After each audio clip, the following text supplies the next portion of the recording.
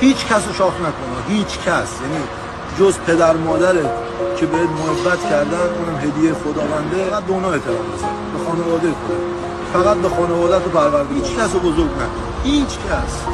تو دو تا دست داری، دو تا پا داری، دو تا چشم داری، عقل داری. تو این دنیا اومدی، تو انتخاب شدی بیای تو این کره زمین، منم انتخاب شدم تو این کره زمین.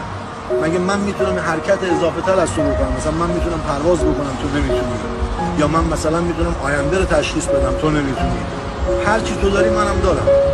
چون من دارم مهربونی میکنم، انقدر مردم مهربونی ندیدن فکر میکنم من آدم خیلی خوبی هستم. نه، من یه آدم عادی هستم. من مثل شما فرشتم، ولی بدبختی که انقدر اونجا زور گفتن و به شما دروغ و دغل گفتن، من بعضی موقعا خدا شده تمام دایرکت من تو سلطانی، تو امامی، تو پیغمبر. نه آقا جان، این قصه هیچ کی رو بزرگ نداره. ما همه برادر خواهر همینجوری در کنار هم هست. آجی ناموسن اگر با کسی دادگاه پاسگاه داری، دعوایی تصادف سر زمینه و واقعا قاضی داره ناحق حق میده رو ندونسته، ولی تو میدونی، رضایت بده. شاید امروز به اون پول برسی، بگی آره من خرج عمل مادرمه، باید این پول دستم بیاد. اما مادرت شفا پیدا میکنه با اون پول، ولی بعداً بچه تو بیمارستان دنیا میاد، خدایی نکرده دکتر میگه آقا بند ناف پیشید دوره یه انگشتش یه انگشت نداره. نه راه پس داری نه پیش. دنیا داره مکافاته. قبل اینکه پروردگار خودکارو بگیره، خوب و بد و برات بنویسه، کارهای خوب انجام بده. یه دونه باطلا یه رود گفت که چی شد که اینقدر زلالی؟ گفت گذشتم. اونم دفعه گفتم بگذر. خدا وقتی ببینه که تو انقدر منصفی، یه اتفاقایی برات رخ میده که فقط برای آدمای منصف رخ میده.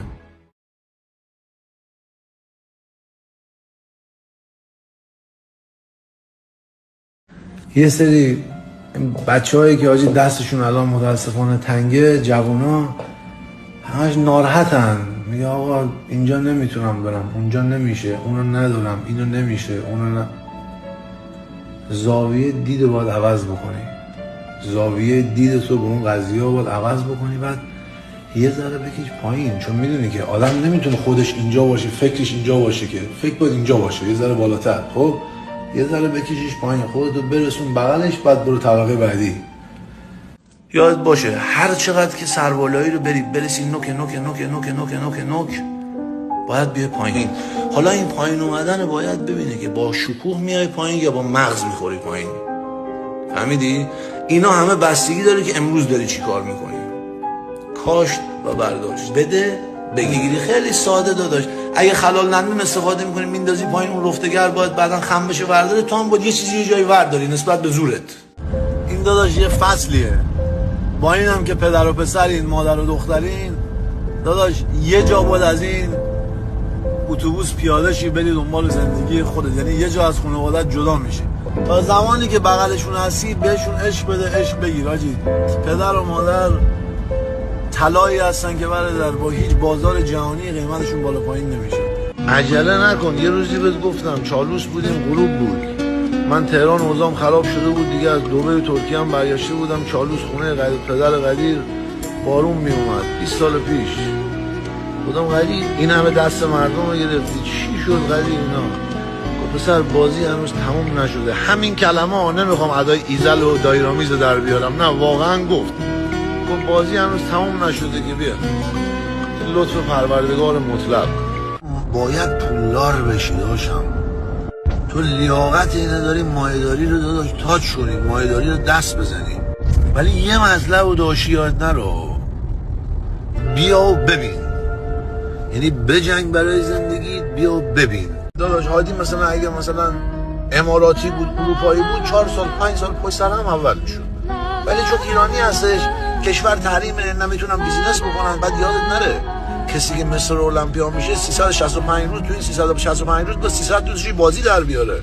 این یارو خارپسته مستر المپیا اومدم به خودش گفت آقا الان میخواد یه ساندویچ دیگه هم بگیره ببره شیراز بذاره تو ویترین، و این بنده خدا که نه دیگه اصلا. بعد دیدی عادی که اصلا میره دیگه نمیاد آمریکا، که اصلا دیگه نمیاد، میاد مسابقه میده میره. هادی خداوکیلی بهتر از، انصافا هادی بهتر از دریک بیاره. من عکس‌ها رو دیدم، ولی این یارو برمیگرده میگه آقا این دریک آمریکا زندگی میکنه. بعد داداش اینا میخوان پول در بیارن. یادت نره این مستر المپیا میخواد پول در بیاره. این $600,000 میده، $200,000 $400,000 $2 میلیون پرید. اون اسپانسر اون خارکوسا پشت دست میخوان پول در بیارن. حالا شما نگاه کنین درکت چقدر ببرن بیارن. هادی صندوق پول میگیره میرفت شیراز. اینا هادی رو کجا میخواستن پیدا کنن؟ این نقره هم از کله به پایین هادی چوپان بهش دادن دیگه، حریفش نشدن. یعنی دیگه بودن این خارکوسا احتمال داره آب معدنی مردم پرت کنن، وگرنه سومش میکردن. چون سر ایرانیه دیگه، اینا مشکل دارن با سر. هر کسی با خداست، هر کسی ورزش میکنه، هر کسی شرافتمنده. حاجی پروردگار میبرتش یه جایی که باورتون نشه. بعد آقا دنبال 1 سال و 2 سال نشد نباشین. من 2 سال خدا رو میپرستم نشد، برو شیطان رو بپرست. بس خدا باید سلامتی بخواه، بقیه رو بجنگ درست میشه. به قرآن مجید حاجی میگم خسته نشیم. فقط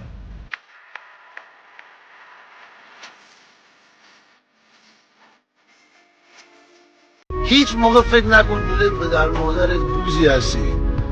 مادرت نانوا بود، پدرت بنا بود، تو رفتی درس خوندی توی هند، بورسیه گرفتی رفتی آمریکا، بعد 30 سال اومدی رفتین روستاتون پیش پدر مادرت.